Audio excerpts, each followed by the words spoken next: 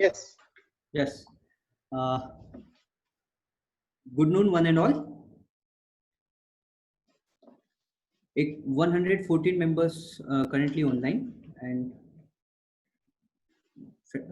members जुड़ते जा रहे हैं.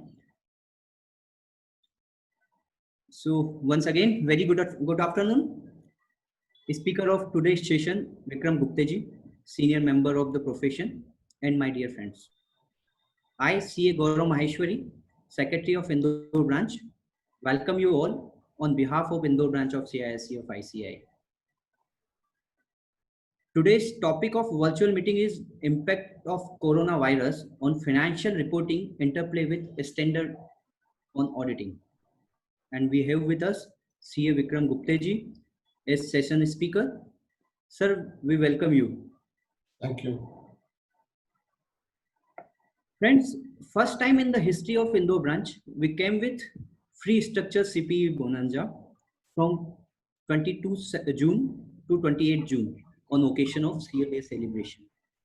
And with overwhelming response, हमें रोजाना registration close करने पड़ रहे हैं. Is virtual CPE permit only 300 members registration. So I request to register and book your seat for next upcoming program in advance. Now I request Sir Harsh Firoda ji, Chairman of Indore branch, for his welcome speech. Harsh bhai, please. Thank you, Gaurav Maheshwari ji, Secretary of Indore branch. Respected Vikram Gupte ji, our today's speaker. CA Ankush Jain ji, Treasurer of Indore branch. Dear senior members and dear members. आज का जो programme है standards on auditing and audit documentation बहुत ही important programme है और उसको हमने आज इसीलिए रखा है कि पहले भी आपने देखा होगा कि काफी सारी कंपनीज बैंक लोन फ्रॉड्स और अदर तरह की फ्रॉड्स हो रहे हैं और अभी भी कोविड टाइम के बाद भी ऐसा सिचुएशन आ रहा है कि इकोनॉमी थोड़ा सा डाउन जाएगी तो बैलेंस शीट्स में लोगों का इफेक्ट आएगा. But if we are going to do our audit with proper documentation and with the standards on auditing, अगर हमने हमारा प्रोसेस फॉलो कर लिया है तो जब भी कभी भी कोई इंक्वायरी या कुछ भी रहती है तो हमारे ऊपर कोई भी आंच नहीं आएगी. ये सबसे इंपॉर्टेंट चीज है. तो अगर आप कोई सही काम भी करते हैं उसका ऑडिट डॉक्यूमेंटेशन नहीं करते हैं, that is very wrong thing. So और इंस्टीट्यूट भी हमें उन्होंने बोल रखा है कि 6 मंथ्स में एक प्रोग्राम ये करना है. तो मेंबर्स मेरे आपसे यही है कि हम स्टैंडर्ड्स ऑन ऑडिटिंग और ऑडिट डॉक्यूमेंटेशन पूरा तरीके से करें और अच्छी तरीके से करें ताकि हमें आगे जाके कोई तकलीफ नहीं आए. आज के स्पीकर सीए विक्रम गुप्ते जी जो कि पास्ट प्रेसिडेंट रह चुके हैं टीपीए के भी और मेरे सीनियर भी हैं और सुबह रोज बैडमिंटन भी खेलते हैं सायाजी क्लब में. सर प्रोफेशनली भी सर फिट हैं और फिजिकली भी सर फिट हैं. I welcome you Gupte ji. Over to you Gaurav भाई. थैंक यू हर्ष भाई. Now I invite C. Ankush Jain, Treasurer of Indore branch, to introduce our today's speaker. Ankush bhai, please. Thank you, Gaurav bhai. Good evening, members. I hope you all are safe at your places. It's my honor to introduce speaker of the session, CA Vikram Gupta sir. Although sir does not require any introduction, but to follow tradition, here it is. CA Vikram Gupta sir is a senior partner in one of the leading firm of Indore, Fadnis & Gupte. He has experience of more than 30 years in the profession. He is renowned speaker in the field of taxation and audit. He was also the past president of Tax Practitioner Association Indore, and he is also central statutory auditor of one of the leading bank. And at last, he is also regularly serving Indore branch as a speaker on various topics. So we are delighted to have you, sir. Now over to you, Gaurav. Thank you, Ankush. हम सभी लोगों ने Vikram sir से कुछ ना कुछ सीखा है. Now I request Vikram Gupte sir for start his technical session. Sir, over to you. Thank you, Gaurav. Thank you very much, and thank you, Ankush, for a nice introduction. And I thank Chairman Indore Branch Harsh Firoda ji and the entire managing committee for giving me this opportunity to interact with all of you. It's always good to interact with our fellow professionals on technical topics. So it's a process of learning for all of us.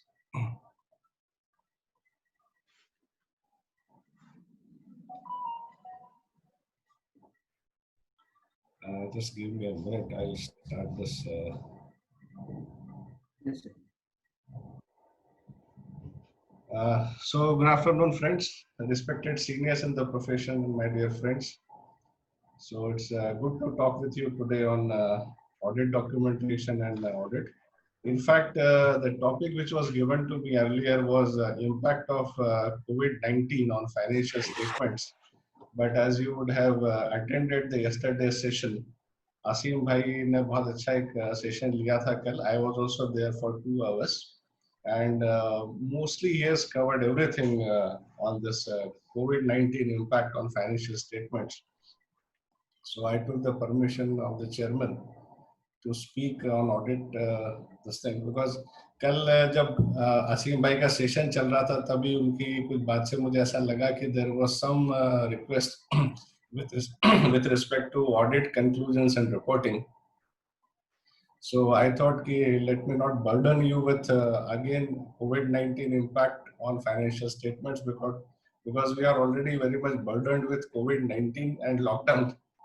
So I took this session. COVID-19 का impact जो financial statements के ऊपर है उसके बारे में भी अगर कभी कोई क्वेरीज होंगी तो will definitely would like to discuss that, because as I mentioned कि इंटरेक्शन से हमेशा हमारा ही ज्ञान बढ़ता है. तो अगर ऐसी कुछ क्वेरीज हों जो हम डिस्कस कर सकते हैं, would like to discuss that. Harsh भाई ने बहुत अच्छा बताया कि audit documentation is very important, because that is the only thing which can save you from any proceedings, disciplinary proceedings from the institute or from any other agency. Because as you know, now we have NAFRA, we have quality review board, so everything is there. And the frightening thing is, जो सबसे डरावनी बात ये है कि NAFRA और quality review board में तो फिर भी जो टेक्निकल रिव्यूअर्स आते हैं, they are our members. But जो नफरा में लोग आएंगे, they don't have any audit background. So ऐसे 230 जो है ऑडिट डॉक्यूमेंटेशन के ऊपर, वो ये कहता है कि आपका ऑडिट डॉक्यूमेंटेशन ऐसा होना चाहिए कि any experienced auditor can understand the audit process, what is the audit was, how the audit was conducted. लेकिन अगर उसको कोई एक्सपीरियंस ही नहीं होगा ऑडिट का, so I am very much this thing कि कितना वो लोग हमारे ऑडिट फाइल को समझ पाएंगे. तो एक बेसिक रूल हमेशा ध्यान रखिए कि what is not written is not done. जो भी चीज आप कर रहे हैं उसको हमेशा लिख लीजिए, उस ऑडिट प्रोसेस को डॉक्यूमेंट कर लीजिए. So basically my topic today would be focused on audit conclusions and reporting. there is one more reason I chose this topic last night, because कल जो भी असीम जी ने बताया सारी चीजों के ऊपर कि फाइनेंशियल स्टेटमेंट्स पे उसका क्या इम्पैक्ट होगा, और अगर एंटिटी उस इम्पैक्ट्स को फॉलो नहीं करती है या उसको फाइनेंशियल रिपोर्टिंग प्रॉपर नहीं करती है, तो फिर ऑडिटर को क्वालिफाई करना है. लेकिन ऑडिटर को कैसे क्वालिफाई करना है, कौन सा स्टैंडर्ड्स एप्लीकेबल होंगे, वो आज हम यहाँ पे देखेंगे.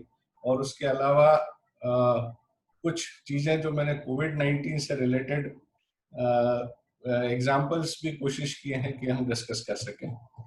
सो I think mister Mayank was raising some hand. Any issue?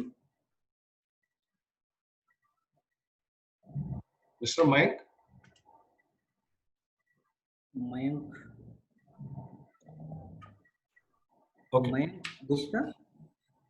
I think I could not read the last name, surname I could not read, but I think there was some raise of hand. So I will start with this.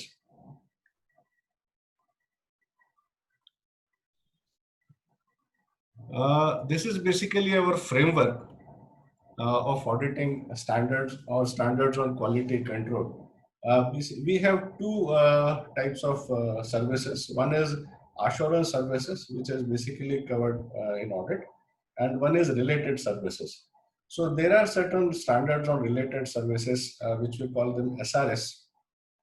जैसे कोई prospective के अंदर अगर कोई financial information if it is to be given उसके ऊपर है, या फिर इस टाइप के जो भी कोई प्रोजेक्टेड इंफॉर्मेशन है जिसके बारे में हमें कभी कंपाइलेशन करना है, तो these are all covered under standards on related services. When we come to assurance services, which is our core and monopolistic area, वहाँ पे जो assurance engagements है वो दो parts में है. एक तो audit and review और दूसरा assurance engagements other than audit or review. So assurance engagements other than audit or review mostly covered standards on assurance engagement, that is compilation of this agreed upon procedures and this thing. और उसके अलावा जो standards on review है वो जो interim financial information का review होता है, then standards on auditing we have. So standards on auditing, as you see this numbering is based on international auditing standards board IASB के हिसाब से सारे स्टैंडर्ड्स को उन्होंने हार्मोनाइज किया है. सो standards on auditing is starting from 100 to 999. अभी हम लोग जो आज डिस्कस करेंगे मेनली हमारा जो फोकस रहेगा that is SS 700 to 799, that is audit conclusions and reporting. So this is our agenda basically. First we'll take up this SS 700, that is forming an opinion and reporting on financial statements.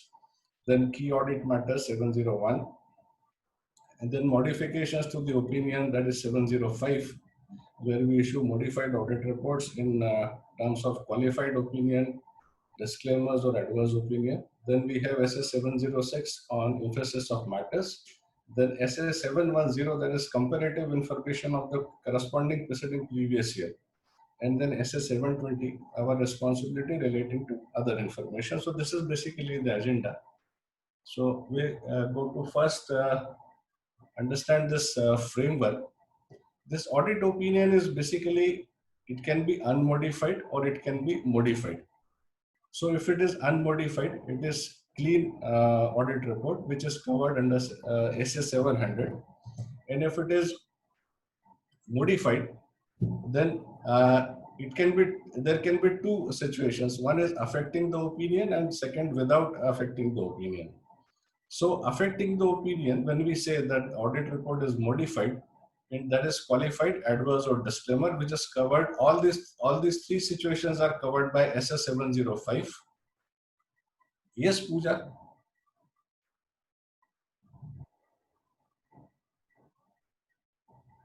You can unmute your you can unmute your speaker, Miss Pooja. Sir, I think So- ये जो questions आ रहे हैं वो हम You can take up later on. Okay. वो Okay, हो fine. सकता है कभी कभी बाय मिस्टेक वो लोग हैंड रेज कर देते हैं. Oh, fine. No issues. So basically all these three situations, as I was saying, qualified, adverse and disclaimer, that is covered by SS 705, and unmodified opinion with some emphasis is covered by SS 706. These three SS 701, SS 710 and 720, they go with all these SS, the above SS. That is SS 700 can be clubbed with SS 701. मतलब वहाँ पे key audit matter आप दे सकते हैं. Other information का आप audit वहां पे आप बता सकते हैं, और 710 जो है प्रीवियस पीरियड का वो भी आप कर सकते हैं. तो 700 can be clubbed with these three. Accordingly 706 also can be clubbed with these three, and 705 can also be clubbed with these three. But as you see, 700 and 705, that cannot be clubbed together. You cannot have a modified and unmodified opinion both in the single audit report. So you can have a with SS 706. So you can see the relationship between all these standards in this chart. So now we come to 700, SS 700, forming an opinion, reporting on financial statements. For all entities, that is, now we have the revised audit report format in which the opinion part comes first, and then followed by the basis of for opinion. I have one more slide which gives you comparison with the previous format also, but I am not Well, I'm sure because this format is in practice for last 2 years, 2 or 3 years. So I don't think anyone would be following the old format. This opinion first, then we have this basis for opinion. Then we have affirmative statement of independence and fulfillment of relevant ethical responsibilities. This is very important because we have to declare our ethical responsibilities and our independence from that entity in our audit report. Then going concern issue was discussed yesterday also. कि अगर कहीं पे because of COVID-19 we have a significant issues on going concern, then how do we address that? So description of management and auditor's responsibility, and then there would be a separate dedicated section to material uncertainty if that exists. Like today only, if you have read it, you must have read in the newspapers. There is a news about Diwan Housing Finance Limited. Yesterday only, their auditors have given note with respect to going concern. DHFL, as you all know, that is a loss-making company and presently referred to this corporate resolution process.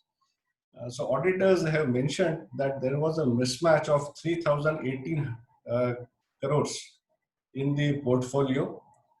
3,786 crores advances where the recovery is doubtful, and there was a fair value loss booked by the company of 18,853 crores in the financial year 1920. In spite of that, the company has prepared its financial statements on going concern basis.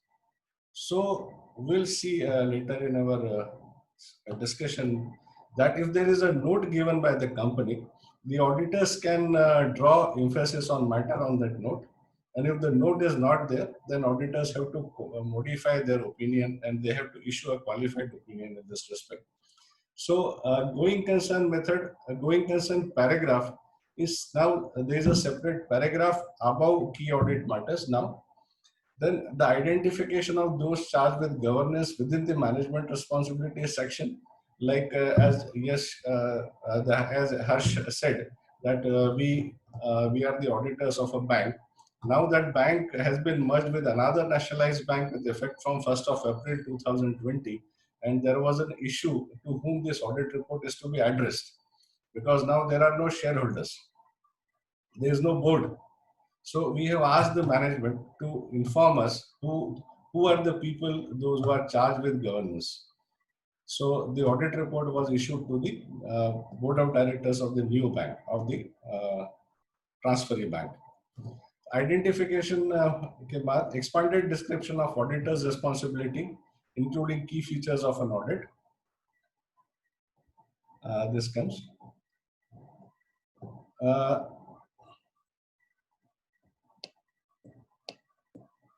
Then auditors, as an auditor, we obtain audit evidences with respect to the financial statements. If there are material misstatements based on our conclusion, so we have to see first whether sufficient appropriate audit evidences has been obtained, and whether uncorrected misstatements are not material individually or as a group, as a whole. So if these two statements are there, if we are able to satisfy ourselves with these two issues, the second part is when the financial statements are prepared in accordance with fair presentation framework, whether we can evaluate whether financial statements achieve fair presentation. It includes the overall presentation, structure and contents of the financial statements, and whether the financial statements, including the related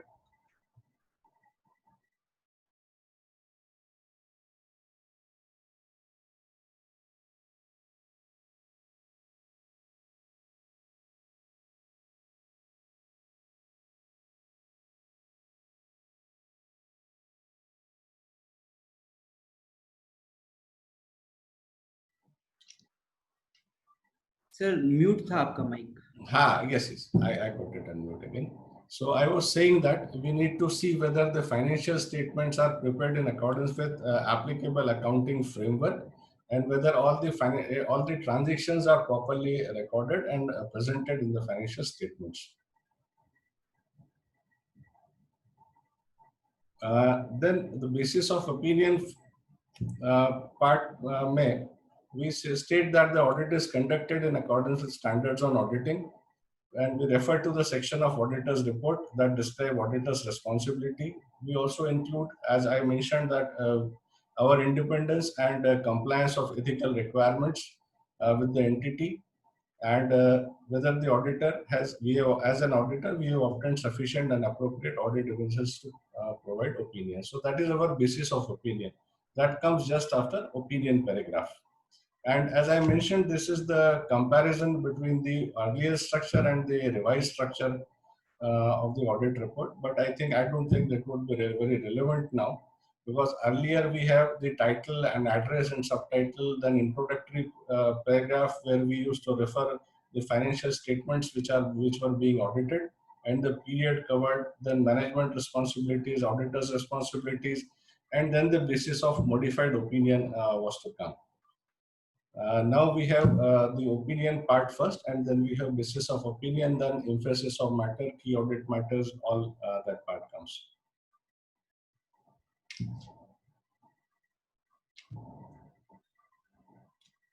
So basically,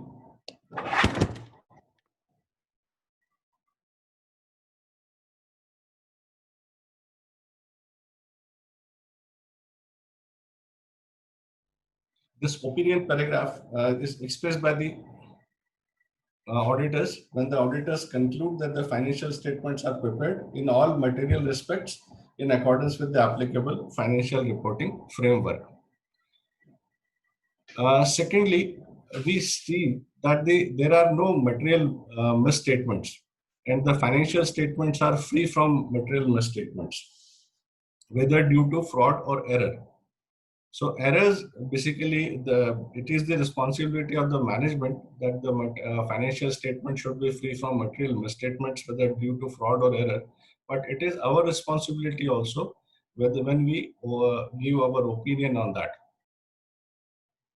So basically, this is the confirmations which we give that the financial statements disclose the significant accounting policies which are selected and applied. The accounting policies selected and applied are inconsistent with the applicable financial reporting framework. The accounting estimates made by the management are reasonable, because there are so many accounting estimates.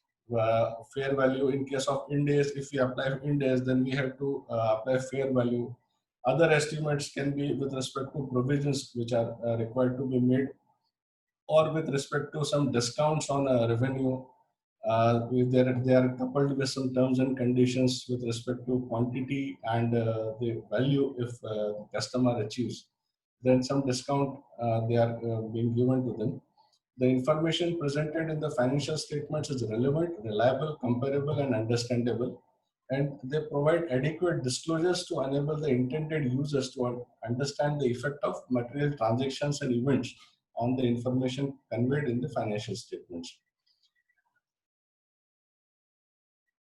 Then supplementary information which is not required by the applicable financial reporting framework, if it is to be represented along with the audited financial statements. For example, in case of certain PSUs and some other companies, or which are registered with SEBI or registered with some other regulators, there may be certain financial information which is issued, which is given along with the audited financial statements. So we need to evaluate whether in our professional judgment that supplementary information is integral part of the financial statements and due to its nature and how it is presented. If it is not relevant or integral part of the financial statements, it covers under the other information which is covered by SS 720. So after SS 705, when we give our unmodified or clean opinion, we come to SS 706, where emphasis of matter paragraph is there and other matter paragraph.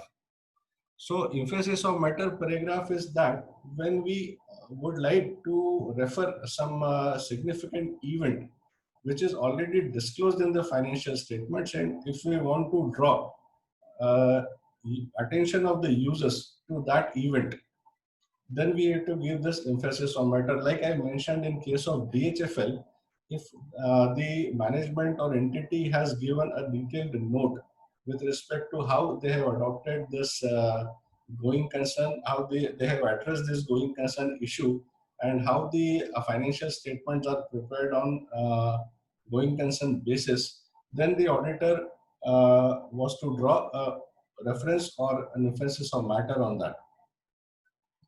Then other matter paragraph is there in the auditor's report that refers to the matter other than those presented or disclosed in the financial statements.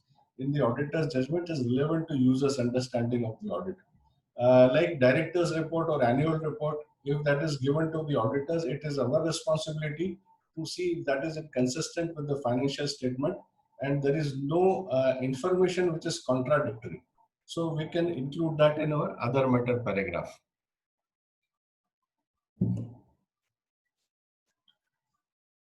If we are required to draw any attention, user's attention to a matter which is presented or disclosed in the financial statements, then we do not require to modify our opinion, but we need to state that this our opinion is not modified in this matter.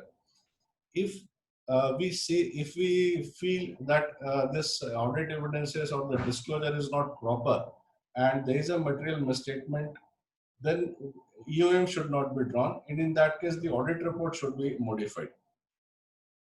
You can give emphasis on matter paragraph, EOM on one matter and qualified opinion on other matter. That is possible. But on the same matter, you cannot give EOM and on the and also qualify the audit report.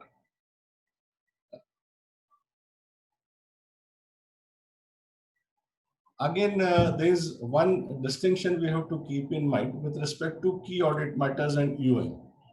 EOM is basically where we have to draw attention of the users on certain aspect. And the key audit matters is basically the matter which we feel that it is important to be brought into the knowledge of the users and how we address that matter. So emphasis on matter and key audit matters, those are different things.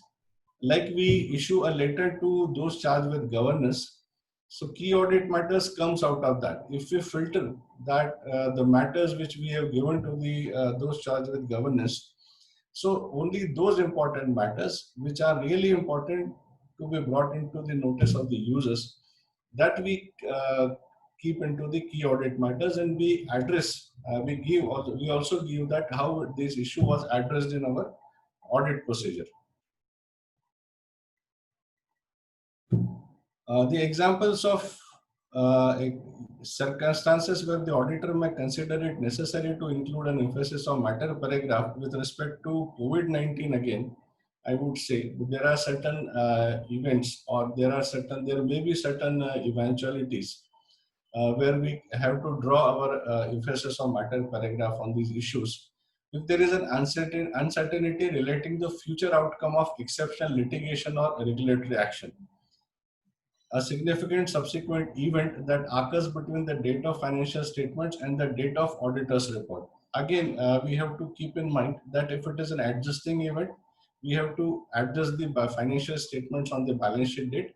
If it is not an adjusting event, then that a note has to be given in the audit report, in the financial statements, and this emphasis is to be drawn on that matter. If any early application is there, if permitted, of a new accounting standard and which has a material impact on the financial statements, then we have to draw our EOM on that. A major catastrophe that has had or continues to have a significant effect on the entity's financial state position, like everybody is now giving a note on COVID-19, and we need to draw attention on that. And last one, this cash method of accounting followed by non-corporate entities.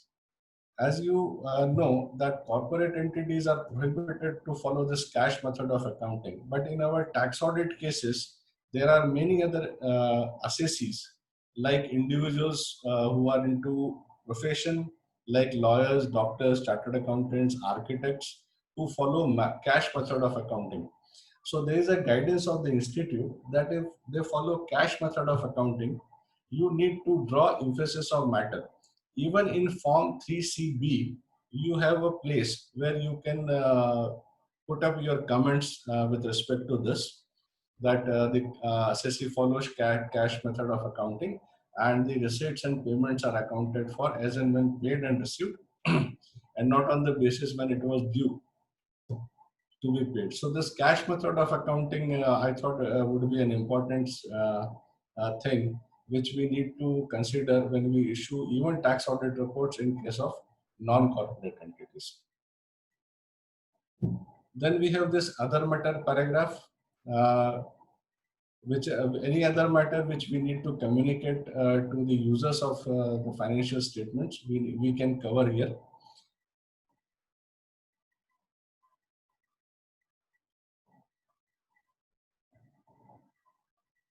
There are certain circumstances where we consider this paragraph may be necessary, thus communicating planning and scoping matters in the auditor's report when the auditor is unable to withdraw from an engagement in case of inability to obtain sufficient appropriate audit evidence. Because our auditing standards says that when you are unable to unable to obtain sufficient appropriate audit evidences, you must withdraw from that engagement. But as you know, now there is a restriction also on withdrawal from audit engagements in case of listed entities. Now we have to declare, we have to give reasons to SEBI that why we want to withdraw from that engagement. Because अभी आप लोगों ने भी देखा होगा last साल भर पहले काफी सारी जो मल्टीनेशनल फर्म्स हैं उन्होंने काफी सारी कंपनी से विड्रॉ कर लिया था. विड्रॉ उन्होंने इस बेसिस पे किया था कि हमें प्रॉपर इंफॉर्मेशन वहां से नहीं मिल रही है. Then the SEBI and the regulators and the government they had an objection कि अगर आपको प्रॉब्लम था तो फिर वो पहले सालों में भी आया होगा, तब तो आपने ऑडिट ओपिनियंस इशू किए हैं, इसी साल आप क्यों विड्रॉ कर रहे हो. So then there was a restriction to withdraw from an engagement. लेकिन अगर फिर भी ऐसा कभी होता है then we have to give that matter in the other matter paragraph.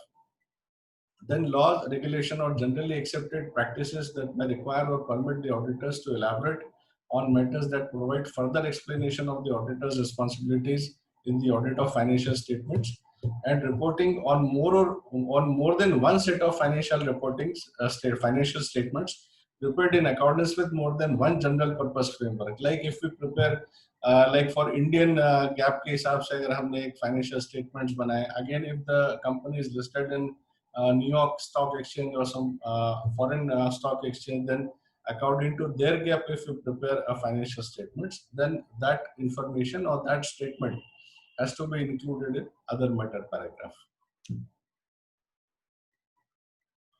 Now we come to most important this thing SS 705, where we have to modify our audit report when we are unable to obtain sufficient audit evidences, or we feel that there is a risk of material misstatement, or there is a material misstatement in the financial statements. So when we conclude that based on the audit evidences we have obtained, the financial statements as a whole are not free from material misstatements, whether due to fraud and error. If we feel that the financial statements are not free from material misstatement, or if we are unable to obtain sufficient appropriate audit evidences to conclude that the financial statements as a whole are free from material statements, in both these cases we need to give a modified opinion. Now what we give, whether we give a qualified opinion, we give a disclaimer, or we give this adverse opinion, we need to decide in subsequent slides. This assessment of risk of material misstatement, it arises from SA 240. It starts from SA 240. SA 240 is the auditor's responsibility relating to fraud in an audit of financial statements. Para 15 provides that there should be a discussion amongst the engagement team members and with the engagement partner that how the entity's financial statements there could be some fraud and how that fraud might occur. And it is the responsibility of the engagement team, if some of the members are not present, they should be properly communicated about those risks.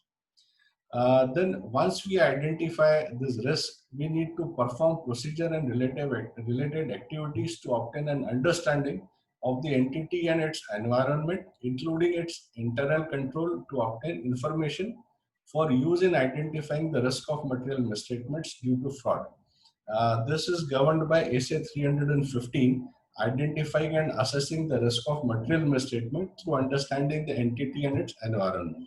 So we need to adopt certain procedures, we need to undertake certain activities to obtain an understanding of the entity and its internal control. And then we have to apply the audit procedures, again substantive audit procedures, in response to the assessed risk. Once we identify the audit risk, then we have to address those audit risks. And we have to obtain sufficient appropriate audit evidences about those assessed risks of material misstatements through designing and implementing appropriate responses. So we need to apply more substantive checking. We need to get more audit evidences. Like in case of COVID-19, again, there are certain situations or events that you might have to obtain certain additional audit evidences, which we'll also discuss in our subsequent slide. Now, what is material misstatement? The section SS 450, it defines a material misstatement as a difference between the amount, classification, presentation, or disclosure of a reported financial statement item and the amount, classification, presentation, or disclosures that is required for the item to be in accordance with the applicable financial framework. If there is a material misstatement, if there is any difference between what is reported and what is ought to be reported, then we need to see that difference. A material misstatement of the financial statements may arise in relation to the appropriateness of selection of accounting policies, whether the accounting policies are properly selected, the application of those selected accounting policies, and the adequacy of disclosures in the financial statement. So one is accounting policy should be proper, it should be applied properly, and it should be disclosed properly. Then there is one more term, pervasive. This term is used in the context of misstatements. We have understood what is misstatement, that is the difference. Now we need to understand this pervasive. Pervasive is in context of a misstatement is to describe the effects on the financial statements of misstatements, if any, that are undetected due to an inability to obtain sufficient appropriate audit evidences. Either we are unable to obtain sufficient audit evidences, and if the audit evidences are obtained, then those are not confined to some specific elements, accounts, or items of the financial statements. Basically, these pervasive items are not confined to, so we can say that is universal. So that is not specific to certain elements, certain class of transactions, or certain items of financial statements. So that is a universal. So when the auditors are of the opinion that there can be other misstatements also. If so confined, if you feel that this is confined only to one class of accounting transactions or one item of financial statements, then it represents, or it could represent, a substantial proportion of the financial statements. That means if it is material to that financial statements. And in relation to disclosure, that are fundamental to users' understanding of the financial statements. If there is any discrepancy or if there is any gap with respect to understanding of the financial statements, then that is called pervasive.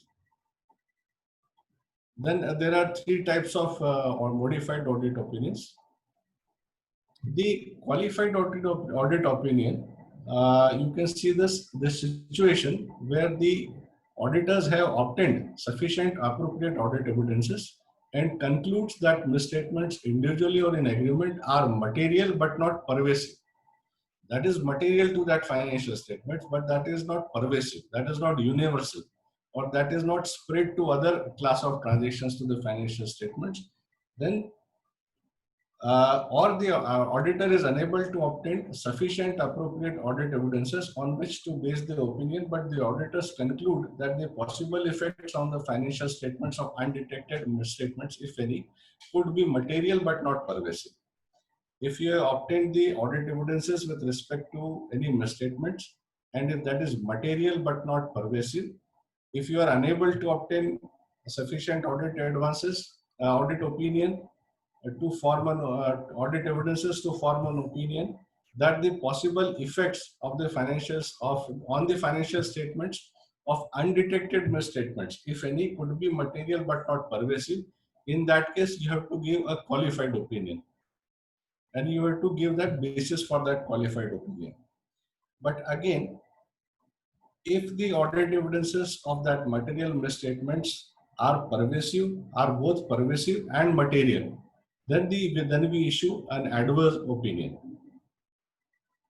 So qualified opinion, where the material misstatements are material but not pervasive, and if they are both material and pervasive, then we give this adverse opinion.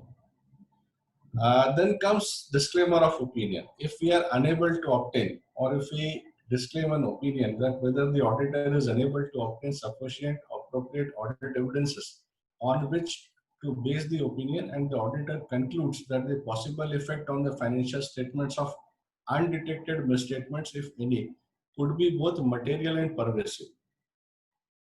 Here also there is a term called both material and pervasive. So if an auditor is unable to obtain the audit evidences and the effects, if he is of the opinion that the effect could be of material and pervasive, then he disclaims the opinion.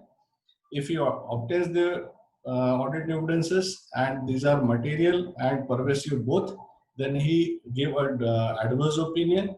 And if the audit evidences of misstatement is material only but not pervasive, then we give a qualified opinion. So that is the difference between these three, and we need to be very careful in issuing our audit report. Like for example, I have seen one audit report. I happened to see one audit report of a company. For last 3-4 years, there was a qualified opinion on certain issues, and every year those issues were increasing. So after 3-4 years, when you are unable to obtain the audit evidences, you are giving qualified opinion that when you say that this is material and pervasive both, then you need to give a disclaimer of opinion that you are unable to obtain the audit opinion.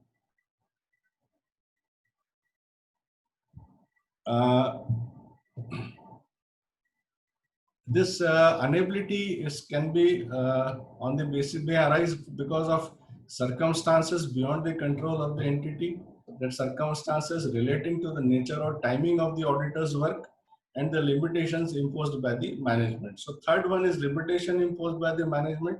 If that issue is there, in that case, you may consider to withdraw from that engagement.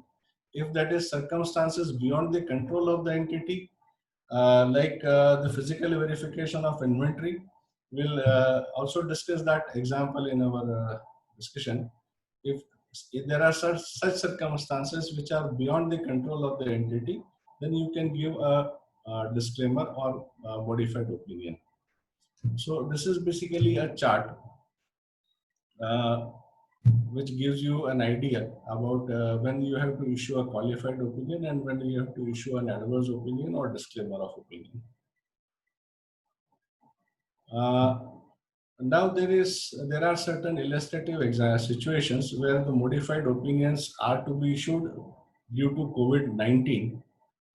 When the auditor is unable to obtain sufficient appropriate audit evidences relating to material component audited by other auditors as per SS 600 due to COVID-19. For example, if you have any subsidiary, or if you have any branch, or if you have any unit which is there in a worst affected location, and it is locked down, completely locked down, and the auditor, local auditor or the intern or the other auditor appointed by the company for that unit or for that company is unable to give you sufficient appropriate audit evidences, then you have to consider issuing a modified opinion, because relying on the work of another auditor comes under SS 600. So therefore that reference is there. Then there may be some financial impact arising out of the COVID-19 outbreak are not accounted or reported or disclosed as per the prescribed accounting standards in the financial statements. We have seen number of examples given by Asim ji yesterday. Number of situations, he has very meticulously taken industry by industry cases, industry by industry examples, and we have seen the financial impact arising out of the COVID-19 outbreak. So it is a situation where you can consider issuing a modified audit report. And if the auditor is unable to obtain sufficient appropriate audit evidence relating to the impact of COVID-19 in the financial statement and is of the opinion that there are misstatements that are material to the financial statements.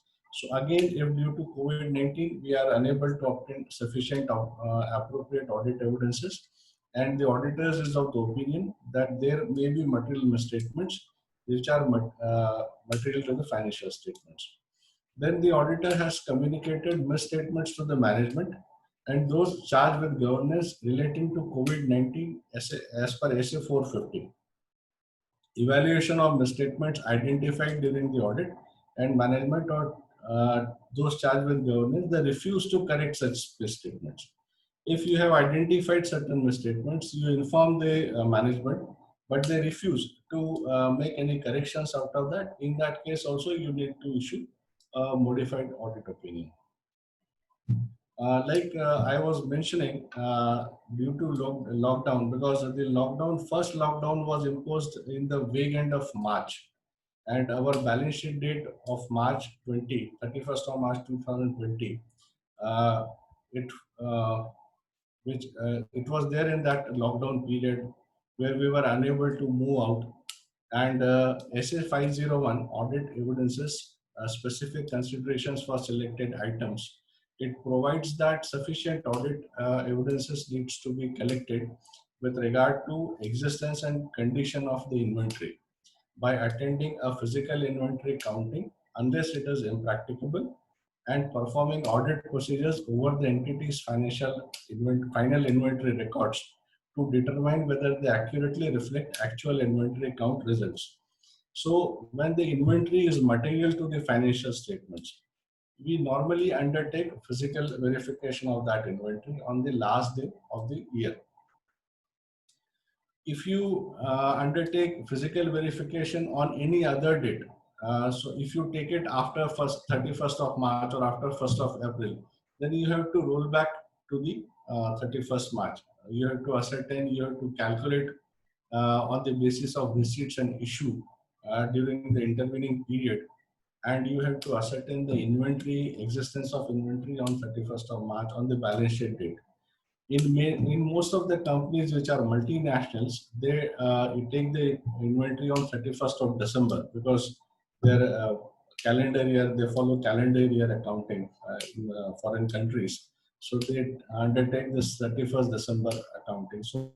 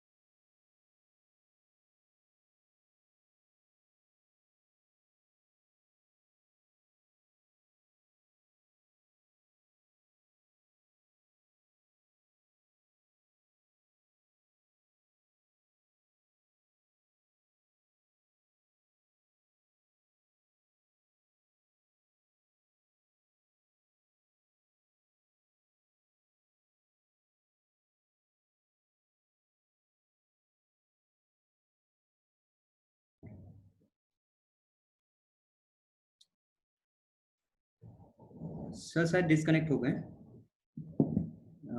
We are trying to connect again.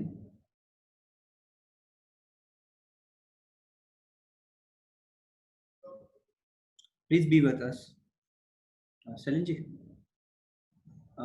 Sir को एक बार connect करने की कोशिश. आ गए sir, आ गए.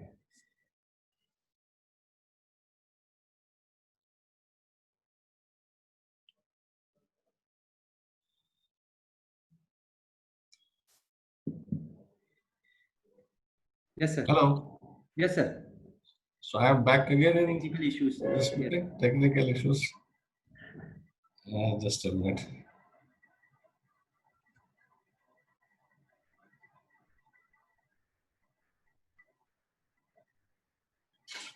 So I am back in the meeting again.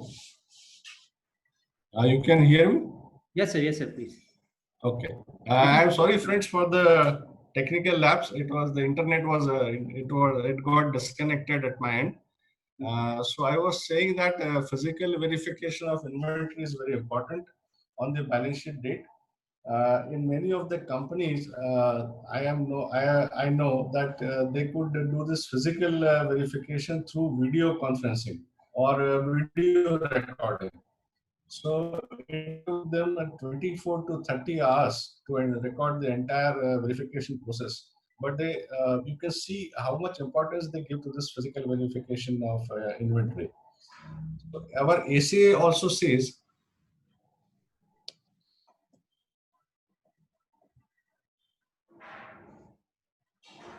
our ACA also says ACA 501 that we need to undertake this physical inventory, and if it is not possible, this time and cost consent is not permissible, and if you are not unable to attend that physical verification, you need to give modification as per SA 705.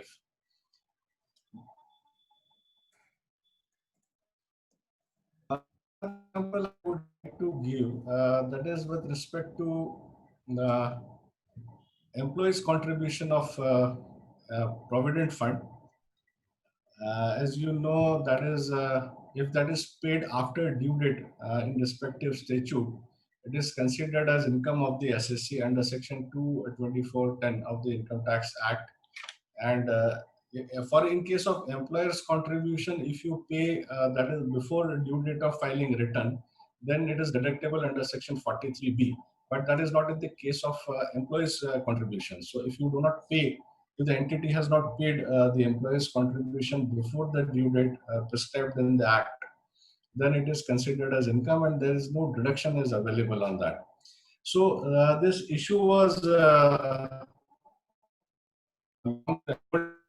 and it's litigated in most of the states.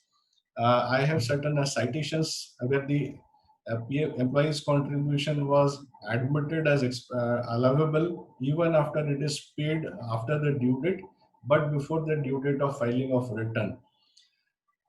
In case of Indore ITT also, there are certain decisions that is in our favor. In case of Third Eye Security Private Limited, Dynamic Enterprises, OSS Aviation Private Limited, then MP Consultancy Organization Limited, then MP Rajyavan Vikas Limited. There are number of cases in Indore ITT is in our favor on that matter. But how do we correlate that is on our reporting? In case of while we issue tax audit report, in case of 3CB or 3CA, if we issue audit report to any member who is there need to draw emphasis on matter on this deduction, because that matter is though the income tax appellate tribunal is in our favor, but department is litigating that before the High Court. And if you give any report, audit opinion to any assessee who is there in Rajasthan, so like in case of Rajasthan State Beverages Corporation Limited, there they have given in favor of the SSC, and later on the SLP filed by the department in Supreme Court was also rejected. So in Rajasthan, the position is settled. So if you give any audit opinion to any person who is whose jurisdiction is there in Rajasthan, you don't have to give any opinion. You don't have to give any modified opinion or UM. You can just give a unmodified or clean audit report. Like I mentioned, for Indore, we need to give one will. In some states like Gujarat, there is an adverse decision from Gujarat High Court. So if you give any audit report to any assessee whose jurisdiction is there in Gujarat, you need to qualify that audit report on that point. But again, in tax audit cases also, we give the assessee's view also, and we give the final this decisions also. And we draw this matter whether in the modified opinion or in unmodified opinion or UM. So I thought this example is relevant with respect to tax audit. So I have taken this example. Now we come to SS 701, that is key audit matters in our independent auditors report. Key audit matters, as we discussed, these are matters of significant this importance in our judgment, which we like to draw attention on the users of the users. So these are given as key audit matters in our audit report as per SS 701. Again, I would say that key audit matters should not be confused with or is not a replacement of any qualified opinion or UM. If there is any matter which is, if you need to qualify or if you need to give an emphasis, then don't cover that in key audit matters. Key audit matters are important issues, but those will address in your audit procedure. So how do you determine this key audit matters? This area of higher assessed risk of material misstatements or identified in accordance with SS 705.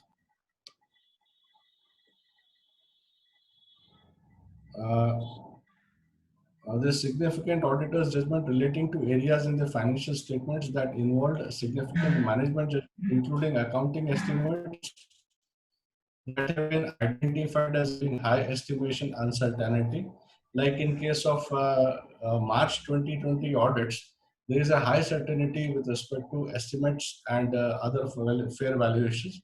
So we need to consider that in key audit matters. And if you see most of the auditors in their audit reports of the published published reports we have, they have given this key audit matters in their audit reports. And the effect on the audit of significant events or transactions that occurred during the audit period. So these are the key audit matters which can be covered in our audit report. This communication is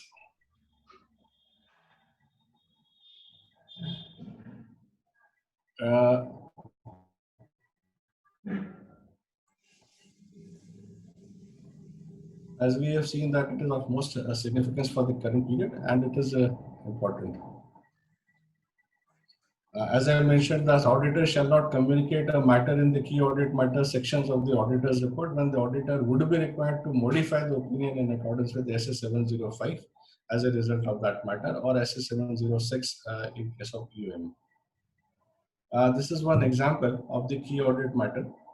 On the left hand side, you can see that how that key audit matter was identified, because it was an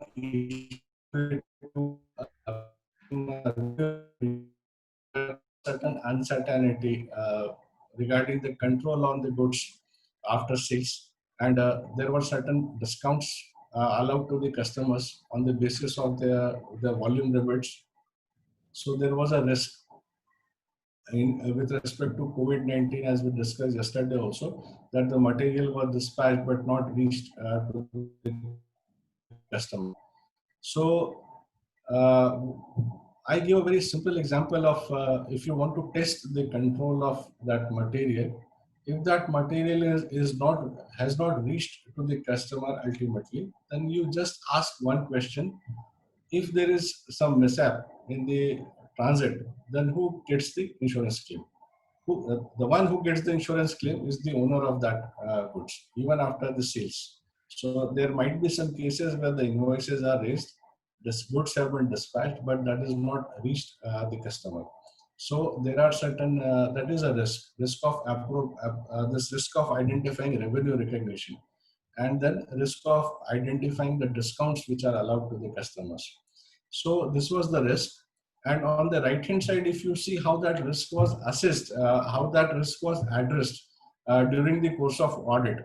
So there are certain audit procedures which were undertaken are mentioned, that identification of contract-wise performance obligation, determination of transfer price, then verification of individual sales transaction on sample basis, which was traced to sales invoices, sales orders, and other related documents.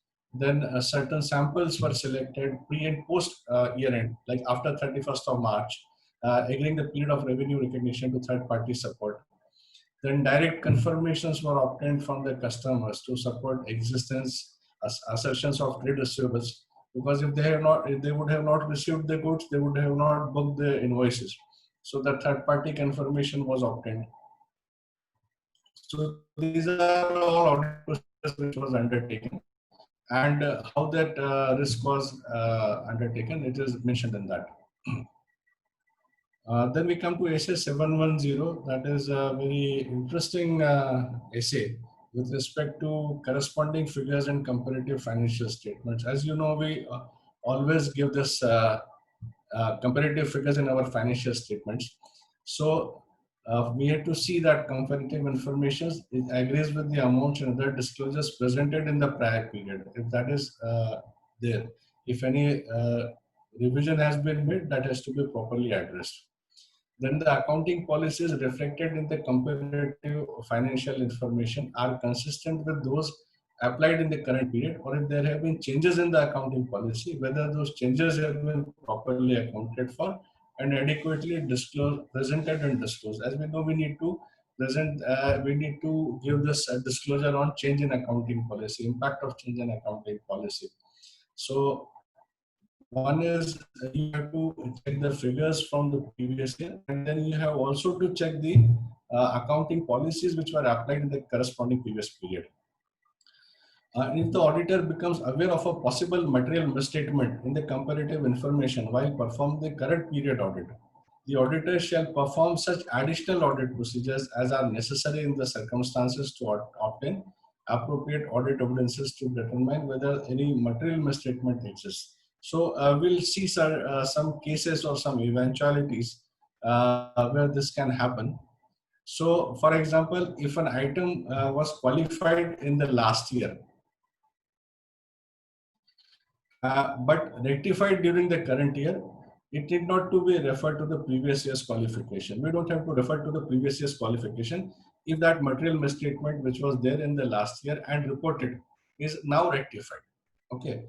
But if it is not rectified even during the current year, whether or not relevant to the current year, should be qualified during the current year because of the impact, because of the effect or possible effect on the comparability of previous period figures. So we have two cases. One is material misstatement of the last year, which was rectified during the current year. Then we don't have to refer to that. If that is not rectified, but even if it is not related to the current year, then we have to modify our opinion on that basis. Second case could be a material misstatement found in the previous period and unmodified audit report was previously issued. In the first case, we seen that the audit report was qualified. It was modified in the last year itself. But if we see that audit report was not modified or qualified in the last year, and there was a material misstatement found in the previous year, then if the corresponding figures have been properly dealt with in accordance with the applicable accounting framework and appropriate are made in the period, auditor's report may include an EOM. We can draw attention, we can draw reference to that note that there was some misstatement in the previous year, but which have not been rectified. It is if properly in accordance with the applicable accounting framework, we need to express a qualified or adverse opinion as the case may be. where do we need to issue an adverse opinion or where we need to issue a qualified opinion, we have seen earlier cases. Then we need to also audit reports. We are doing it the audit first time, then we have to state in the other matter paragraph that the previous audit report was issued by other auditors, the date and the type of opinion issued, whether it was unmodified, whether it was modified. So we need to issue that. We need to refer to that. And in case the previous year's financial statements are unaudited, the fact needs to be stated in other matters. Like in most of the cases of tax audits, when the turnover crosses the threshold limit in a particular year, the previous year figures may not be audited.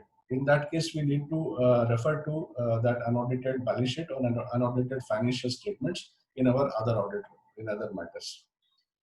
Then with respect to SS7, our responsibility to other information. So what is other information is, like I mentioned, in case of director's report or any other information issued by the board.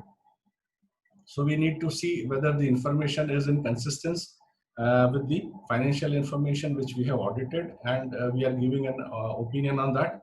So it is mostly applicable to listed entities where the reporting requirement is there, unlisted corporate entities where we issue, where the audit director's report are also issued.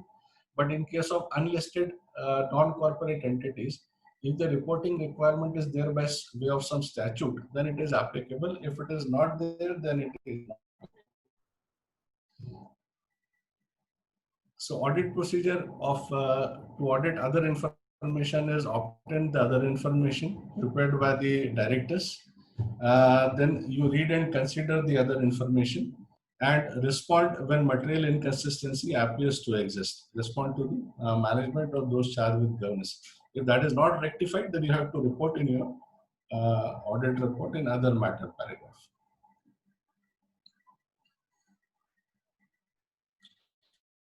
And finally, this other reporting requirements, you have to be very careful in UDEN, because many of the certificates and balance sheets we have seen in our bank audit this year also, they were issued without UDEN, or the UDEN generated or was verified by the regulators. So we have to be very careful about this UDEN. There's only 15 days window to generate a UDEN, and make it a practice that the UDEN is generated when you issue any audit report or certificate. So this presentation, friends, I would like to discuss if any of the queries are there with respect to yesterday's discussion topic also of Asim, the COVID-19 impact on the financial statements, or with respect to any auditing standards we have covered now. So thank you, Gaurav, thank you, Ankush, thank you, Indore branch.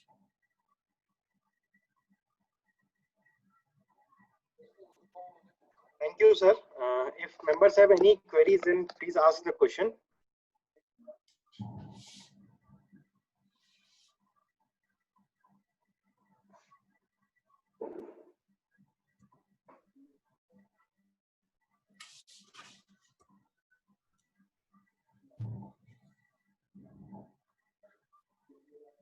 Pankaj भाई भी आ चुके हैं. You are able to hear me? Yes, sir. Pankaj Shah ji भी आ चुके हैं, sir. Past chairman of Indore Yes, branch. Pankaj bhai, nice to see you, and thanks for the citations you have provided me in the morning. Sir, it's my pleasure always. Pankaj bhai, any questions regarding today's? No questions, sir. Sir एक question है कि sir audit matters में जैसे common errors हम लोग कर रहे हैं, वैसे क्या हम कॉमन एरर्स कर रहे हैं की ऑडिट कंसिडरेशन को रिपोर्ट नहीं करके? आपके हिसाब से क्या क्या की ऑडिट मैटर्स हैं एटलीस्ट जो आपको लगता है कि इतने तो होते होंगे ये सारे? तो सॉरी, कम अगेन. जो की ऑडिट मैटर्स है सर, यस, ऑडिट मैटर्स में जब हम पढ़ते हैं बड़ी कंपनियों की बैलेंस शीट, तो हर कंपनी कुछ ना कुछ की ऑडिट मैटर्स में प्लेस करती है. करेक्ट. डेटा पर हम एज ए स्मॉल प्रैक्टिशनर्स में मैंने देखा रिपोर्ट्स में कहीं पे ऐसा हम लोग कहीं करते नहीं है कि ऑडिट मैटर्स. तो ऐसा क्या कॉमन एरर्स है इसमें या कॉमन चीजें हैं जो की ऑडिट मैटर्स में पोस्ट होनी चाहिए और हम कर नहीं पा रहे, मतलब आपके हिसाब से सर ऐसा कुछ? मोस्टली ऐसा है कि जो स्मॉल एंड मीडियम प्रैक्टिशनर्स हैं हमारे जैसे, वहाँ पे बहुत ज्यादा लिस्टेड कंपनीज के ऑडिट्स नहीं होंगे, और ये जो की ऑडिट मैटर्स का SS701 है, that is applicable only to listed companies, but that is voluntary. If you want to give, you can include that in your audit report. So the matters which you would like to give it to the management, जहाँ पे आप ऐसा लगता है कि risk है, and you have undertaken separate audit procedures for that to satisfy yourself, that you can give in your key audit matters. Like for example, revenue recognitions I have mentioned, particularly inventory. In case of banks, there is a recognition of non-performing assets this year, and there was an RBI circular also to defer the NPA provisions for 3 months and again after 3 months. So ये कुछ cases हैं जहाँ पे की audit matters में उनको दिया जा सकता है, but only when you are entirely satisfied with the audit procedures you have obtained. If you feel that there is any material misstatement or there could be any material misstatement, you need to fall back on SS705 or SS706. तो एक question है निकिता जी से, can you please explain reporting for recreational facilities for assumption of going concern? Recreational facilities? Yeah. नहीं, मैं समझा नहीं. Recreational facilities में basically you have to see whether that entity is whether the going concern issues are properly addressed, because if there are material issues which have a doubt, which raise a doubt on the going concern method, like like I have given an example of DHFL, and if recreation facilities, hotels, tourism industries, these are the sectors. आज सुबह IMF का भी जो report आया है कल, उसमें भी उन्होंने बोला है कि जो टूरिज्म और एविएशन सेक्टर है, इसमें उनको 1 साल से ज्यादा समय लगेगा रिकवर करने के लिए. So the growth process, the recovery process in those sectors would be very slow. So if you have any issues with respect to financial concerns, going concern पे कोई issue है, तो उसके बाद उसको फिर आपको address करना पड़ेगा. You need to ascertain the issues from the management, take their opinion, and then again check whether the assertions made by the management is proper and correct. Okay sir. एक जैसे अभी बैंक ऑडिट्स खत्म हुए, branch audits में भी की audit consideration लिखने का हम लोग रिपोर्ट्स में कर सकते थे. तो ब्रांचेस जब ऑडिट्स किया, तो उसमें क्या क्या आपको लगता है कि कॉमन की ऑडिट मैटर्स होने थे, या आपको जो कॉमनली ऑब्जर्व होके आए हैं सर, अगर आपके पास कोई आए हो तो इस बार ब्रांच ऑडिट? काफी सारे आए हैं. Even while issuing audit report also we have referred to many other banks also. So एक तो जो सबसे पहला इम्पैक्ट था कोविड-19 का, जिसमें कि जो प्रॉफिटेबिलिटी या लोगों को जो एडवांसेस दिए थे उनकी रिकवरेबिलिटी के ऊपर एक क्वेश्चन मार्क था, वो हमने की ऑडिट मैटर्स में दिया है. दूसरा, उसके अलावा जो एनपीए के प्रोविजनिंग होता है आईरेक नॉर्म्स का, that involves a greater degree of estimation and financial monitoring, वहां पे भी की ऑडिट मैटर दिया था. इसके 2-3 की ऑडिट मैटर्स और भी मैंने देखे हैं, that is with respect to IT systems and controls in banks, because as you know bank runs on CBS and that is dependent on IT controls. Branch में ऑडिट करते हैं तो कई बार हमें कोई इंफॉर्मेशन या एंट्री के बारे में बोला जाता है कि ये तो कॉर्पोरेट ऑफिस से हुई है, DIT से हुई है, हमें नहीं पता. सो व्हाट बैकएंड पे क्या प्रोसेस हुआ है, क्या ट्रांजैक्शंस प्रोसेस हुआ है, उसके क्या सिक्योरिटी IS ऑडिट रिपोर्ट्स उन्होंने लिए हैं, उसके ऊपर भी आप एक की ऑडिट मैटर्स डाल सकते हैं. फिर कॉन्टिजेंट लायबिलिटीज होती हैं, लिटिगेशंस होते हैं वहां पे बैंक्स में भी, उसके ऊपर भी आप की ऑडिट मैटर्स डाल सकते हैं. सर एक क्वेश्चन आज फाइनेंशियल रिपोर्टिंग से आज के टॉपिक पे नहीं है, पर क्वेश्चन ये है कि अपना अगर किसी करंट मैच्योरिटीज ऑफ जो लॉन्ग टर्म डेट्स अपन दिखाते हैं सर फॉर 1 ईयर का 31 मार्च को, तो अगर किसी ने अप्रैल के महीने में जाके आरबीआई का जो एक्सटेंशन लिया है टर्म लोन पे, तो current मैच्योरिटीज of long term debt में क्या दिखाना है? 6 मंथ दिखाना है अगर 6 मंथ्स का लिया है, या 12 मंथ्स? क्योंकि 31 मार्च को डिसीजन नहीं लिया था, डिसीजन आफ्टर बैलेंस शीट लिया है। देखिए, एक तो ये कि आपने पे कर दिया मार्च के पहले या पे नहीं किया, so that is a separate issue. Yes sir. Classification between current and non-current, you have only to see whether that is repayable in next 12 months or not. Okay. अगर आप उसको 12 मंथ्स में उन्होंने डेफर कर दिया है, क्योंकि अभी तो डेफरमेंट जो हुआ था 3 महीने के लिए हुआ था, और उसके बाद जो नेक्स्ट डेफरमेंट हुआ अगस्त तक के लिए हुआ. So even after August also you need to pay it before March 21. तो जो करंट लायबिलिटी 31 मार्च 2020 को थी वो तो करंट ही रहेगी, unless it goes beyond March 21. मैं ऐसा पूछ रहे हैं सर, अगर सपोज 31 मार्च का डेट है, Yes. और 31 मार्च के दिन तो 12 मंथ्स का था, बट अगर मैंने 10 अप्रैल को डिसीजन लिया कि मुझे आगे लेना है एक्सटेंशन, मैं वही कह रहा हूँ कि वो डिसीजन बेसिकली जो जिसने लोन दिया है वो बैंक का है. हाँ. If that is repayable within next 12 months, then you have to classify it as current. You cannot defer it to non-current. Okay. Okay. अगर बैंक आपको मॉरिटोरियम दे देती है 1 साल का कि आप मत भरो, अगर मार्च 21 के पहले तक मत भरो, तो फिर then you can very well classify it as non-current. But bank ने अभी जो दिया था वो 3 महीना और फिर 3 महीना, that period expires on 31st of August. Okay. और दूसरा है सर, बैंक्स ने अभी तक कैलकुलेशन भी नहीं दिया है जो इंटरेस्ट उन्होंने वर्किंग कैपिटल पे किस रेट से वो इंटरेस्ट चार्ज करेंगे, बिकॉज वो बैंक्स अपने फंक्शन में कर रही, पर क्लाइंट को अभी तक स्टेटमेंट में नहीं दिया है. जो 31 मार्च तक के तो उन्होंने इंटरेस्ट नहीं दिया. जैसे जिसने 31 मार्च का एक्सटेंशन लिया, मुझे इंटरेस्ट पे नहीं किया है, तो बैंक ने क्लाइंट को स्टेटमेंट में नहीं दिया है कि क्या रेट से मैंने आपको इंटरेस्ट चार्ज किया है मॉरिटोरियम का. ओके. तो उस और वो अभी और एक्सटेंशन आ गया सितंबर तक, तो उसका बैलेंस उसको क्या एस्टिमेट बेसिस पे लेके करना पड़ेगा प्रोविजन इंटरेस्ट का सर? एस्टिमेट बेसिस पे लेके करना पड़ेगा, और क्योंकि आपको रेट ऑफ इंटरेस्ट पता है, आपको प्रोडक्ट पता है, you can calculate that, and on estimate basis there is a greater degree of uncertainty in that estimations. Okay. तो वहाँ पे कभी ऐसा अगर बहुत ज्यादा मटेरियल इम्पैक्ट हो तो you have to draw attention to that. Okay. तो ऐसे उसमें बहुत ज्यादा होगा नहीं, मतलब because the rate is fixed, it is a contracted rate, so on the borrowing you can always very well calculate that.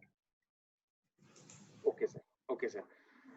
Thank you, sir, for today's session. Now I request Treasurer of Indore branch, Ankush Jain, sir, to provide a vote of thanks. Yes, ma'am. Thank you so much, sir, for such an informative session on various topics, and mainly for change in opinion due to COVID-19, and enlighten us on with your word of wisdom. And thank you everyone for being here, and being a such patient listener. Thank you so much. Thank you. Sir, thank you again. Thank you. Thank you, dear members, for watching. Thank you.